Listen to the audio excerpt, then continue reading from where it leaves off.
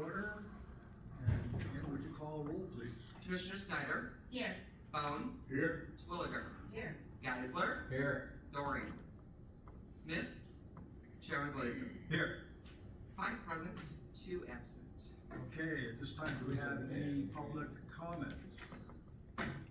No public comments. All right, the public shook her head and said no. Thank you. Presentations. Administrator, controller, staff. None, except us. Good morning. Good morning. Report is a little short because there were fewer weeks between executive committee meetings this time around because we met the 3rd week of August and our just meeting. But we have had a few building things come up. We are operating with this building still on 3 out of 4 chillers. You'll remember in my goals for the next 12 months, one of the things that we were a project we agreed to is to look at the cooling of this building, since these are the original, this is the original equipment, and this building was, I think, opened in, I wanna say, 89, so a while ago. And there are a lot of new technologies that come with HVAC and particularly air conditioning or chilling units. So I am not sure what the cost is gonna be, but that's on our radar and Kevin's working on that. Courthouse, we did have a fairly bad leak, which we did try and get through our insurance through MMRMA, and they said no go, which I expected, but if you don't ask, they can't tell you yes or no. So what we thought might be $100,000 issue, we ended up fixing for significantly less money, probably under $20,000 by the time we pay for new gutters at the top. And the fact that one of our facilities team members, Wade Lamlin, who you probably have seen around the building, and who's just an incredible resource for this organization, did a lot of digging and concrete pouring to try and wedge the gap between the concourse, the new addition, and the original courthouse. That's where the leaking was. So I think he broke a shovel or two, but that was much less than the $100,000 that we would have had to pay to have someone come in and do something different. So I think this is gonna work, and you know, I'm glad we have creative MacGyvering type minds on our staff so that we can try these things before we spend a bunch of money. So. And I'm glad I don't have to walk through water when I come into the building every Right, day. and kudos to Yes. to Wade and Kevin and his team. At the jail, we currently have 182 inmates. That's about what we've been running with federal marshals too. Skipping to Pinecrest, just a reminder that the pig roast is this Friday, if you're able to attend. Lots happening as far as activities go. Our census is 52, so I would say that it's hovering right around there on average, which is good. If we end up getting higher numbers, that's great, but I think that in the low 50s, that consistency is probably where we need to shoot for. Community corrections. Always a lot happening here. Marissa's new grant year will start October 1. Sorry, allergies are not good today. The pretrial programming, which is again one of probably the smartest things that we've ever done here at Midland County, is up to almost 100 people that Charles is supervising. Molly, our coordinator at the State Community Corrections Office, had encouraged Marissa and Charles to go to a pretrial conference, which is where, and the state paid for it. They're actually in New Orleans right now, and Marissa's a little worried about the hurricane, so let's be hoping that they can get back when they're supposed to, with no issues. Get back here to do the great work that they do. Equalization, this is kind of a slow time for them getting, apportionment should be on the agenda, is that today? Is it on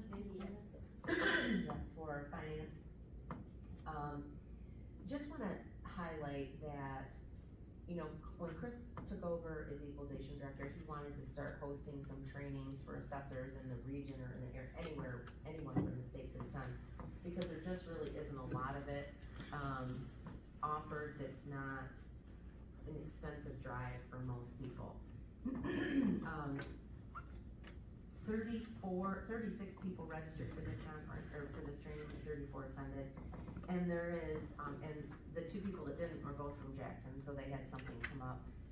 Truthfully, Chris is just getting a lot of positive feedback about, how grateful the assessors in the area are, and there aren't many assessors around anymore, and there are very few that meet certain criteria. So this training is really important, not just for people around the state, but really for our region. So I give Chris a lot of credit for taking the lead on this. Yes, question. So for representation of those counties that are attending, I thought it was just sort of just our surrounding counties. I didn't realize there were counties that were going to Like these Ingham. trainings. Ingham, we had people from Ingham, and like I said, Jackson was registered, but they had to. They had to go. That's a waste. Yeah. So, how many counties come then? What's that? How many counties generally are attending? It just depends. I think it's different every time. About But 10 there, or something? well, there's, well, I think the representation is anywhere, you know, from 4 to 6 different counties every time. But he's gonna host another one the end of this month on September 30th, so we'll see, you know, how far the draw is. It's really a good thing. Yeah, it is a great thing. It's just another example of how Midland County is taking the lead on certain things and setting the bar, which, you know, I think is a good thing for us, so. Emergency management, a lot going on with the infrastructure projects and the Army Corps of Engineers. There'll be another, contract on committee agendas today about that, and making progress there. Your budgets already, aren't they pretty? We should have made them that mauve color that Mark and Jeanette and Jim are all wearing. Today you're all color coordinated. Next time, make note. They're close. Yeah. We are still, we're getting close to being done with the popular annual financial report for the year ended 23. I think the deadline is, we've extended it a couple times, the deadline's October 1st. I love how it looks so far. I'm just trying to wrap up the looking forward section, and then we should be ready to send it out to print. So, I'm hoping that you'll see that in hard copy in October, that we'll be able to give you those. We are gonna have an auction in this part, oh, I'm sorry, go ahead. Bridget, who's helping out with it? Is that a Northwood student usually? No, that was, the original PAFR was done by a fellow, Cheyenne. She's actually graduated from law school, and Sure. she's taking a position with a county and as a law clerk in Illinois. I just heard from her yesterday. She's waiting to pass the bar, and she needs some references, so I told her she could certainly use me. She did it for 2 years, and the last few years it's been Trapani and Courtney that we Thank hired you. to help us with that. But I will tell you that I used our PAFR as an example of how to communicate a good way to communicate our financial and budgetary information to the public, and another way to engage with them at the NACO conference in July in Tampa, when I was on that panel for financial management and budget. And we only showed a picture on the screen, but I had taken a copy, and I mean, like, 2 people came up and took pictures of every page. I'm like, you know, that's on our website, right? Like, you don't have, here's the link, right? So, I'll tell you this, Hillsborough County, which is Tampa, Florida, and the commissioner who was from Hillsborough County, who was on the panel with me, they have a PAFR, and it doesn't even hold a candle to ours. I should have Tiffany send you a link so you can look at it, it's nothing compared to ours, so. I don't know who does the peer review for those things for Florida, but, maybe just if your county has lots and lots of zeros behind your budget numbers, then you get them, I don't know, but for a county of our size, we should be, and the board should be very proud of that document, so I'm looking forward to it. We are gonna have an auction in the county services building on the 25th of September, so if you're interested in any, well, I think we're gonna have a few spraying units, aren't we, from, mosquito control, I think, in case you want one. For something fun. I don't know what you use it for, water fight, I don't know. But that'll be there. Yeah, bless you. Our voluntary benefit open enrollment is tomorrow and Thursday. And as commissioners, you are all eligible for those voluntary, benefits if you're interested. Richard, can I ask a question? Yeah. Is that like replacing or subsidizing the Aflac? It's different, it's just another option. It's just another Yeah. option from Aflac. And these products or similar products we've had options for in the past, and for example, I have life insurance through Trustmark from the previous plans, but they were individual, so the rates were probably, the rates that we look at tomorrow or Thursday will still be lower than what I'm likely paying now. I could stay grandfathered in if I want to, but I don't know that I will.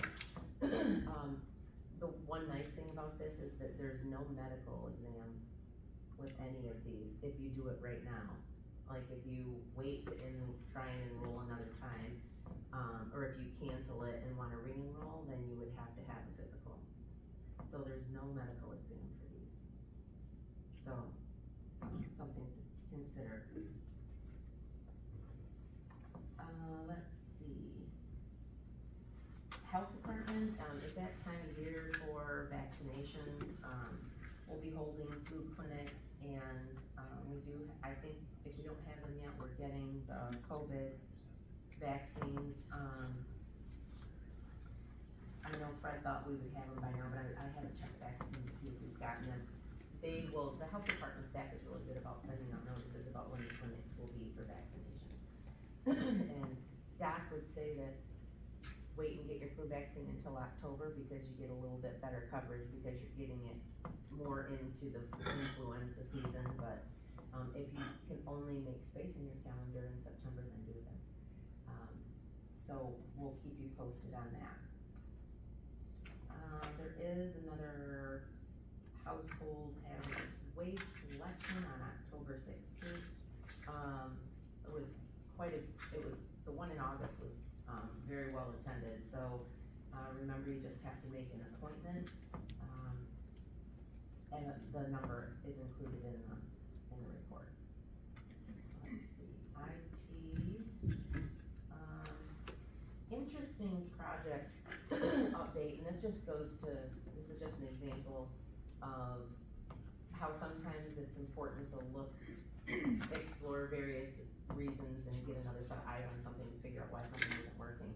So the MDCs, the computers in the car, in the patrol cars, were really not working well, they were crashing and they would run out of data and we wouldn't be able to use them. So we thought we were gonna end up spending between $50,000 and $70,000 on a fix.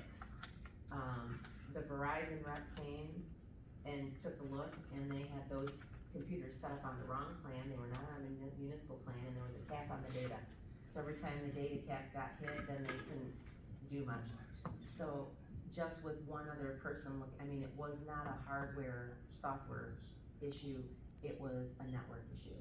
So that problem has resolved itself, which is really, again, kudos to the team for exploring as much as they possibly can when troubleshooting before, trying to, spend money. Managed assigned counsel, Lee was happy to say that jury trials seem to be back to the same level as pre-COVID, which is, except in district court, right? I think that he and Patrick said that should level out pretty soon though. So that's good.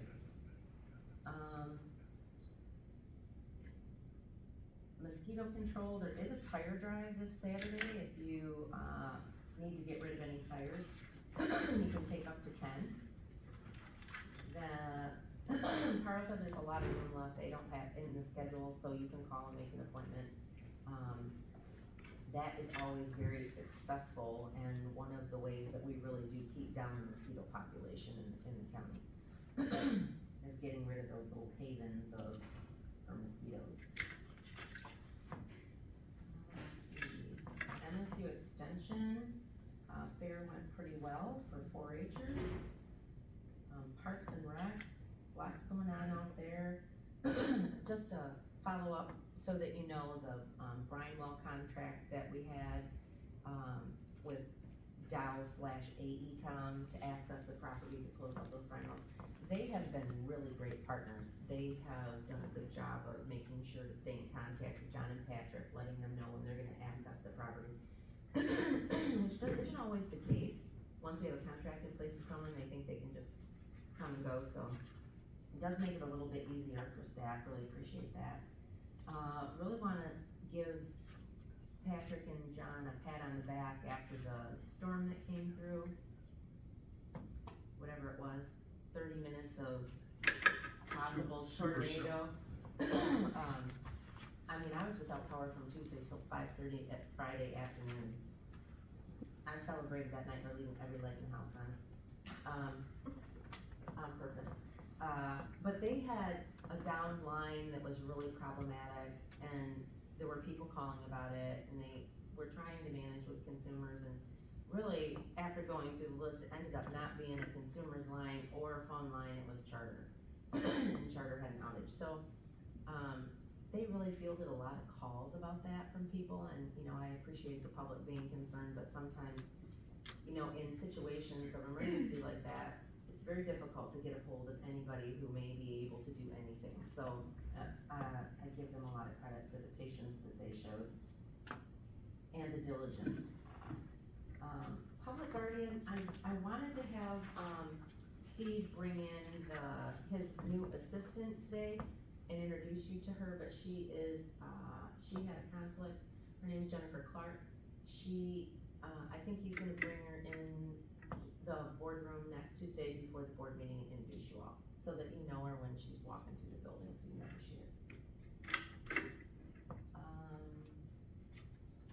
Lots going on over in the courts. I would say that, my file implementation is probably the one that's the most on everybody's minds over there. Wouldn't you, Ann? That and the weighted caseload study that we're gonna start. Oh, yes, the training you did, Next week, so you did training for that last week, right? and this week too, yep. So we'll start that where everyone in the courts will be keeping track of their time Yeah. for the state. So, and really that is, you know, the state court administrator's office is once again trying to estimate how many staffing judges and magistrates every court needs. For those of you who work in offices like attorneys or accountants who have ever had to keep track of your time, it is a pain. Is it by every 15 minutes? Yes. Yeah. That is the plan. Yeah, so, in a client-based organization where you're charging off your time, that's really important. It's not something that, local government employees are normally required to do unless they're assigned to grants. And some of our staff in the courthouse are assigned to different grants. The health department staff end up doing it quite a bit because they're assigned to various programs through the block grant that we get from the state. So, because the state court administrator's office wants there to be some consistency, which there won't be, I'll just say that. You can train people to do things a certain way, but there's still idiosyncrasies in every court that are different. So, as much as they can, they're looking for some uniformity in trying to get the data and then assess it with recommendations about whether or not judges are added or not, or taken away, or staffing. And this is all about staffing. This is all about staff, and it's about 11,000 people across the state of Michigan that will be participating in this process. I would guess that part of the, I don't know if they've come out and said it, but I would guess that part of the purpose for this whole thing is the conversations that are happening in Lansing about the state taking over the woods. That's Bottom line. exactly what's happening. Yeah, yeah. It's the unspoken truth. Yeah, of and the they're not, process. like I said, they're not probably saying that to anybody, but that's what it's for. So I appreciate that. Think that's probably most everything. Does anyone have questions about something that I skipped over? Okay, thank you. I have a question. Thank you. So the auction here at the county building, what time is that on the 27th? Normally 5:30. And I didn't know if we got email, I'm a little No, lost. we'll send something out though, Jeanette. And then, did we get emails on the open enrollment? I assume we have. Many. Thank you. Just And got one then, this morning. okay, so I will check that. Thank you. And there was an email from Denise Mason about clicking and looking to see what the It's a- auction is going to entail. Thank you. So I was look a for, little behind that. look for Denise Mason. Yeah, there's a link. Thanks. Okay. Now we have, a report from Mr. Smith, our attorney. Good morning. Everything on the ship seems to be sailing in a smooth fashion right now. The wind is behind our sails rather than headwinds, and so really the report is very basic this time. Couple of quick things. Pinecrest resolution regarding the Pinecrest Donor Fund has finally been approved by the court, and so I'll be preparing a quick resolution to be signed. I'm not sure by whom, whether it's the county or the Pinecrest board. Before that gets entered, that has been reviewed by Bridget on numerous occasions, myself as well, on more than numerous I was occasions. gonna say more than I needed to probably. Yeah, everyone, and, so it's nice to have that behind us, and the goal and the result of that should be a more identifiable process for the, use of funds in that trust fund created by Mrs. Arbery many years ago, 1990? And those are funds exclusively used for the benefit of the residents of the complex. Parks and Rec, the real estate transfer into Sanford, I think it's in the court of the Sanford folks at this point in time. The state has approved our formal deed, and, that we just need a good description, legal description as to the property being transferred. It's my belief that that's going to be paid for by the village. And either we're gonna do it and charge them for it, or they're gonna cause it to be done. In any event, we will have a legal description of the property that's gonna be transferred from the county to the village, and it will have the springs from the state of Michigan attached as well, for any property that, any monies, property or other benefits that the county received from the property through the DNR. John, and I had a good call with John Mays from the DNR office, and I was glad that we did, because there seemed to be some misunderstanding on the end of the state, maybe on our end as well, but he actually very quickly sent an email after our call to rectify that so that, the parks team could move forward. So I appreciated the action, which we don't normally see from some state departments, so appreciated that. Yeah, and I think it's important to note that the state has its fingers in a lot of pies when it comes to real estate, especially, property that is Parks and Rec and county related properties that once were either supported by or owned by the state of Michigan. Their reaction time is not immediate. I mean, it takes them a long time. I think they're still understaffed. They've had a lot of turnover. New people come in, they don't really know. There's a lot of tales in there, a lot of intertwined history. So to get something back from the state is not a quick or easy process, typically. Also, with regard to the lawsuit that remains regarding the dam, the Krieger versus the state of Michigan, it's a case that the county is not involved in, but we do and have received several subpoenas And, we've answered with the amount of information we could easily get, it was appropriate, and we've objected to other requests for information. I've had several telephone calls with the attorneys, and, I think they've kind of given up on them. Well, I haven't heard anything back for quite a while now, been 3 weeks or so. And, we don't intend to give them any more information than we already have, once we get a court order to do so. And we will file appropriate objections if they insist. And that's about it, other than that's been the normal transactions. Yes, This is a question that I had from one of the residents out in Jasper Township. It has nothing to do with your particular report today, but apparently she has a son who was incarcerated, but not listed as being a resident of the county jail. So she was trying to get in touch with him. So I don't know how long the lapse was between his arrest and she was making these calls.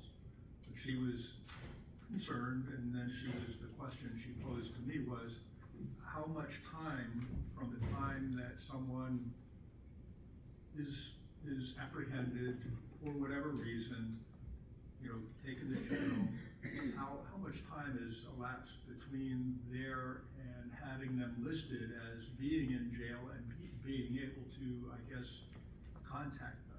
I couldn't tell you the exact amount of time, but what happens is when a person gets enrolled in the county jail facility, they go through what's called a booking process, and that booking process, I would assume, once they're done with that, they are listed.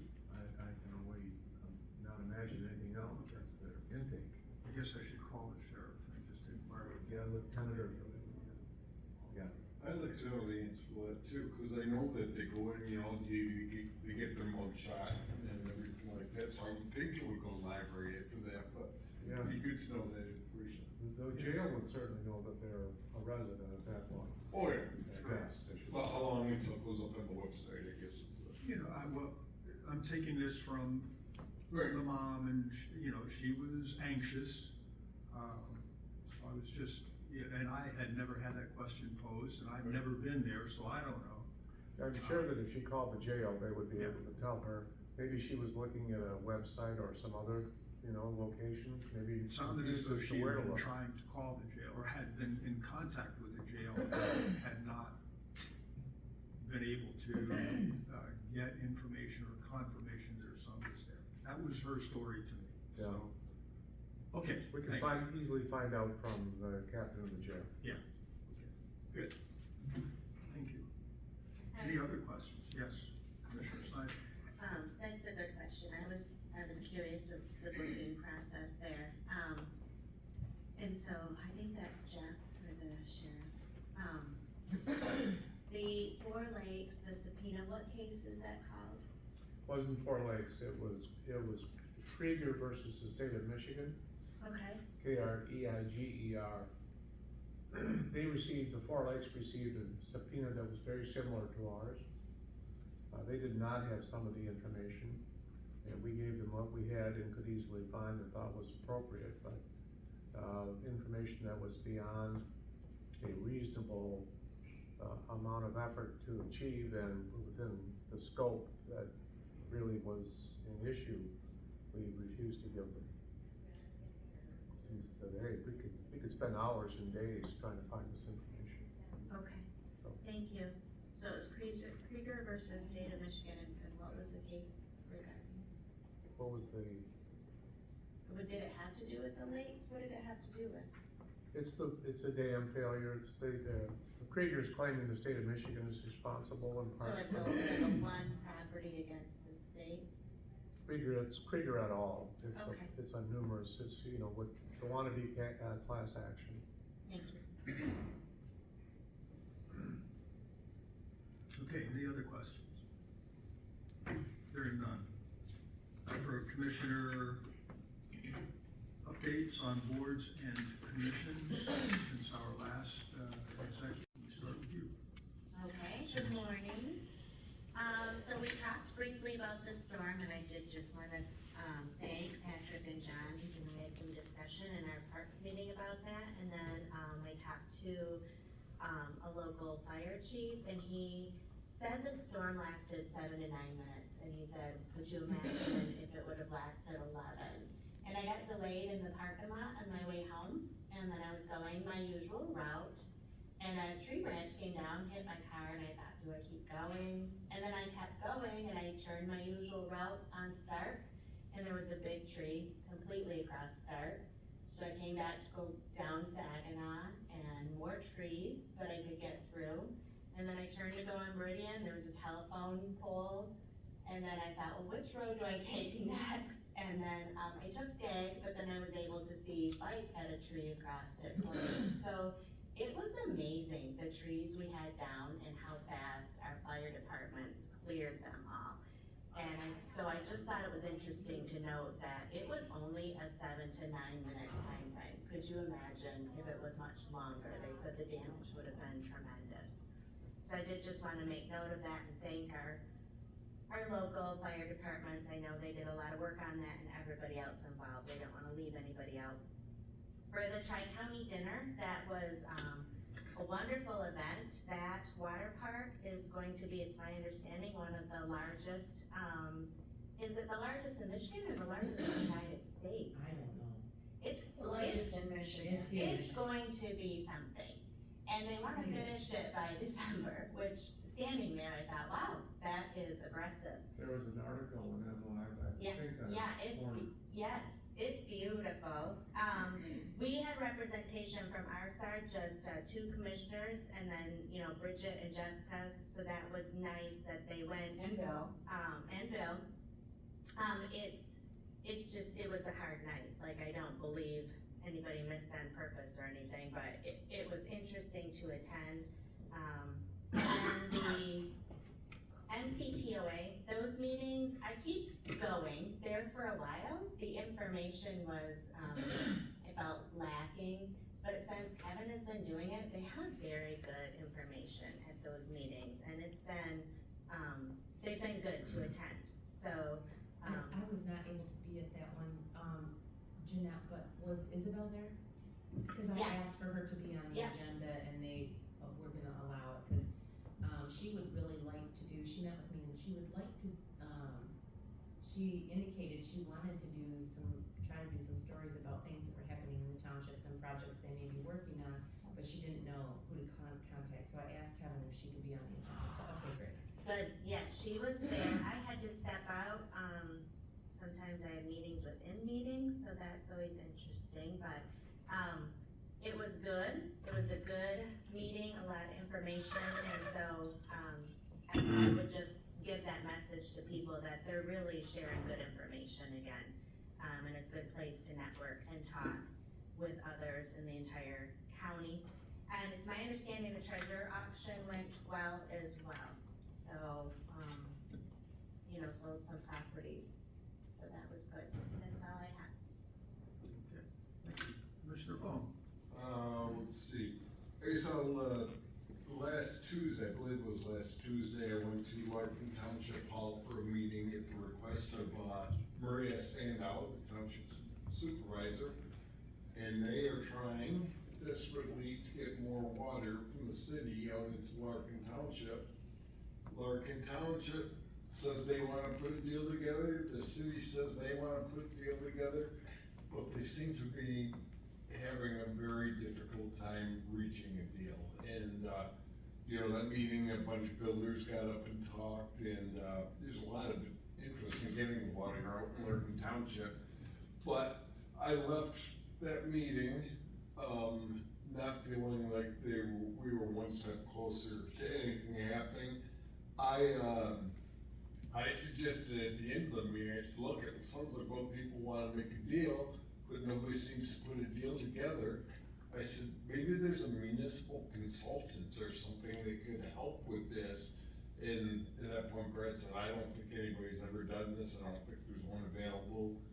When I get some time, I'm gonna try to look into it, see if there is anybody, or Bridget, if you know of anybody that might be able to help on that. Seems like Larkin and, the city are open to working through a consultant, but, And they wanna, the consultant would do what? try to broker the deal, these guys can't figure out how to put a deal together. Maybe So we- the city, the city wants to make money on it for township, and the city doesn't want everybody moving funds They- to Larkin. yeah, They wanna expand the Muga line if they do Yes, that, yeah. exactly. Mhm. And so there's there's good points on both, but it seems like a deal should get done, but I just don't see it happening without somebody, a neutral party coming in and saying, look, let's make this work for everybody. I'll put some feelers out. Thank you, I appreciate that. That's all I really have to talk to you guys today. Commissioner Terwilliger. Yes, and I wanna make mention that somebody spoke with me last night about that, and I'm like, you're the wrong territory, geographically, I'm as far as you can get from that, so it defaults back to you.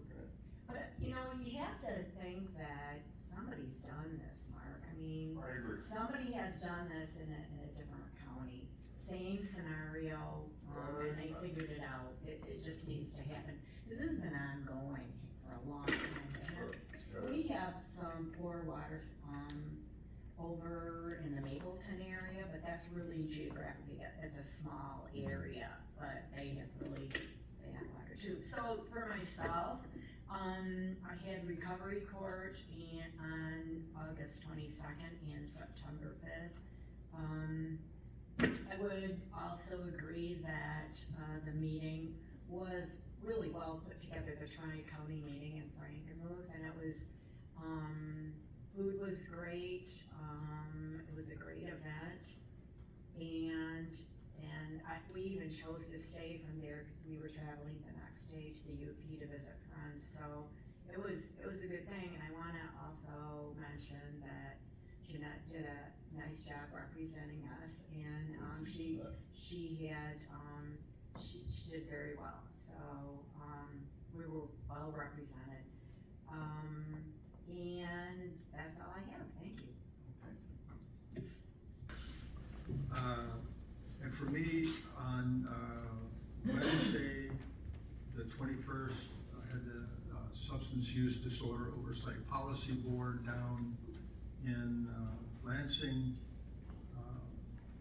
That was quite good. We're still getting alternate delegates named and assigned, so that's a good thing, again, to help convene meetings when the primary delegate is not here. So this is new for the Oversight Policy Board. Previously, they did not have designated alternates. We had an interesting discussion. The SUD, or the Oversight Policy Board, is funded from the state for the liquor sales within each county. One of the participants there, a longtime practitioner, been there the whole time I've been serving on the board, posed a question about marijuana, legal marijuana. He was posing the question about consumption of alcohol versus consumption and use of marijuana, and what we're seeing in terms of addiction problems or mental health problems, I guess, related to use of marijuana. And so it was an interesting discussion with that was from, during a back and forth on the floor. It's not an agenda item or whatever, but, posing the problem at some point, our society is going to have to be dealing with marijuana or other substance use addiction, not necessarily alcohol related. And then what do we do then? I mean, in terms of a similar tax to fund similar treatment options for prevention and then cure. So it was an interesting discussion. Steve? Yes. If there is any data that you might come across, I would be really interested in if they're starting to gather data with regard to drug driving and collisions as related to that date when it was approved in 2020 Yeah. by the ballot, and how it impacts the workforce and the challenges that employers have. I'll have to ask. And they've got to be, it's 4 years now, they've got to be starting to gather that data. Or that if they're not, they should. Yeah. Because it was, I'm not gonna say anything, Okay. So I had that, went to Homer Township following that meeting, and then Tuesday, the 27th, I had community mental health, finance, and board meetings over in Reed City. And that's all I have to report. Okay.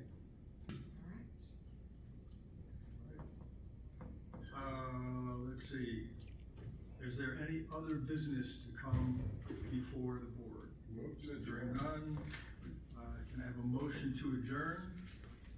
We already did. So moved. All right, we are adjourned at